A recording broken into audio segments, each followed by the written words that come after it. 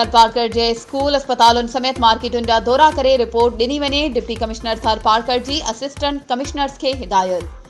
Deputy commissioner Tharparkar Abdul haleem जागीरानी Tharparkar ज़िले जे समूरनि assistant commissioners खे हिदायत कंदे चयो त रोज़ानो जे बुनियाद ते स्कूल अस्पताल समेत मार्केटुनि जा दौरा कया वञनि। स्कूलनि में ॿारनि जी तालीम, उस्तादनि ऐं शागिर्दनि जी मौजूदगी समेत ॿियनि सहूलियतुनि बाबति आगाह कयो वञे। अस्पतालुनि में मरीज़नि जो थींदड़ इलाज, दवाउनि समेत अमले जी मौजूदगी ऐं सहूलियतुनि बाबति जाइज़ो वठी मालूमात ॾिनी वञे। डिप्टी कमिश्नर थरपारकर अब्दुल हलीम जागीरानी वधीक हिदायत कंदे चयो त मार्केटुनि जो पिणु दौरो करे रोज़मर्रा जे इस्तेमाल थींदड़ खाधे पीते जी शयुनि जा अघ मालूम कया वञनि। मुक़रर कयल अघनि खां वधीक मुनाफ़ो वठण वारनि ख़िलाफ़ कानूनी कार्रवाई कई वञे।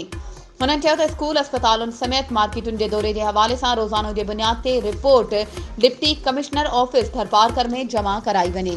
वधीक ख़बरूं ऐं अपडेट्स जे लाइ असांजे चैनल खे सब्सक्राइब कयो ऐं हा, बेल आइकन खे प्रेस करणु न विसारिजो त जीअं असांजी हर नई अचण वारी वीडियो तव्हां ताईं पहुची सघे।